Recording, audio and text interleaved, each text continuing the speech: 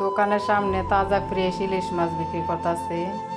কাবির ভাইয়ের দোকানের সামনে থেকে ইলিশ মাছ কিনে যে কামাল ভাইয়ের দোকানে আসলাম।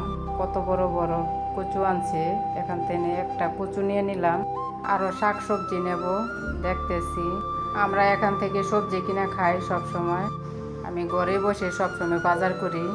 কামাল ভাইয়ের বলি যাই, তাই আমার আইনা দেয় যদি না থাকে এইখানে। আর কামাল ভাইয়ের দোকানে সব কিছু পাওয়া যায় আলহামদুলিল্লাহ, মাশাল্লাহ। এই যে বাজার করে বাড়িতে আইসা পড়লাম। এই যে কামাল ভাইয়ের দোকান তো নাই আনলাম, কচু অনেক বড়। এই যে মাঝখানটা কাইটা আনলাম। এই যে ইলিশ মাছ কিনছিলাম, যে আমরা কিনলাম লেবু, তারপরে পেঁপে, কলা, কাঁচকলা।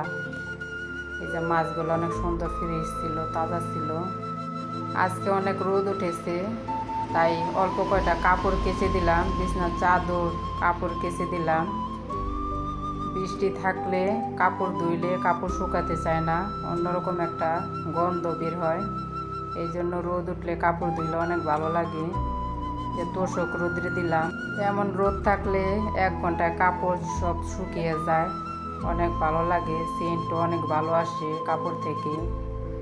আকাশটা অনেক সুন্দর ছিল, পরিষ্কার ছিল। আমি দুপুরবেলা রান্না বসাই দিছি।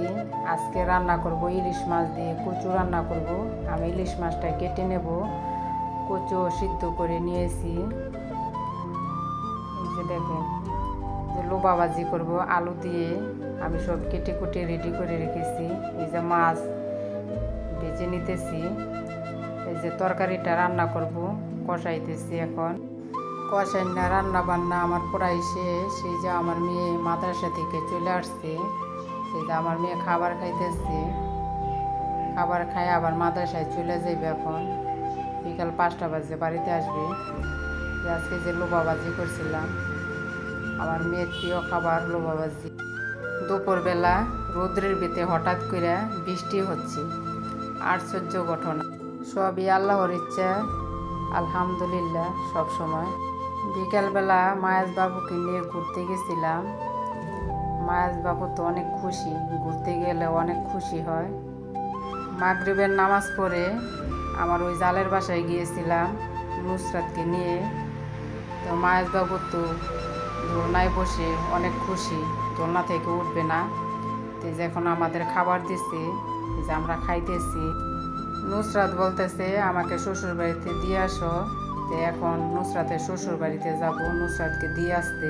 নুসরাতকে দিয়ে আসলাম। আসার পথে অগো বাড়ির সামনে একটা সবজির দোকান, এই দোকান থেকে আমি বড় বড় সিম কিনলাম।